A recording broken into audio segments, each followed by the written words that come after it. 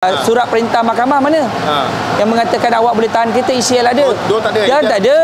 Tapi diorang ada hak atas GA. Tapi GA tu bukan untuk tahan kereta.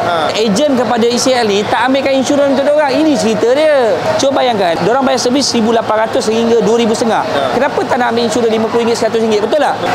Semua tunggu kat luar. Make sure semua kereta park tunggu kat luar. Keadaan kereta, bayangkan kereta datang elok-elok, masuk dalam kapal tujuan nak hantar ke destinasi, dah lah diorang kena tanggung kerugian lagi. Tolonglah syarikat perkapalan ni kena faham lah. Patutnya jangan anaya orang macam ni. Tengoklah keadaan kereta orang. Kereta ni towing dulu. Dah, ni keluar jalan. Okey. Saya bersyukur lah sebenarnya. Pagi tadi lah sebenarnya sebelum subuh ni saya doa lah hari ni supaya diorang semua dapat bawa balik kereta lah sebenarnya. Saya minta dengan Allah supaya kereta-kereta diorang ni dapat keluar lah. Pakar. Alhamdulillah masa ni okey lagi lah. Cuma ada masalah sikit saja lah. Tak kisah. Lampu je. Macam mana happy lah. Kereta dah boleh start balik.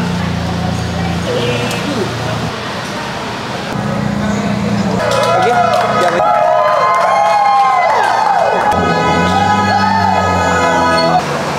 Alhamdulillah. Kena abang duduk sebelah lah. Alhamdulillah, syukur kami dah dapat kereta kami. InsyaAllah.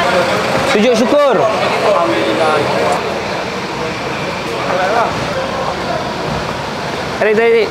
Ada satu kakak tu dengan suami dia tu. Dia cakap, inilah kereta dia pakai untuk berniaga air balang. Inilah kereta dia pakai untuk menyara anak isteri dia.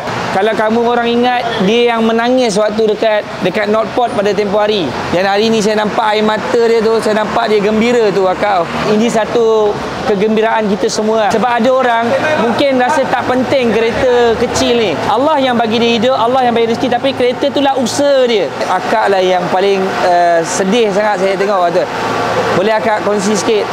Sekarang ni Alhamdulillah, walaupun masih sedih tengok kereta tu macam tak boleh hidup sudah. Sedih tu masih sedih lah. Tapi Alhamdulillah okey sudah lah, boleh sudah.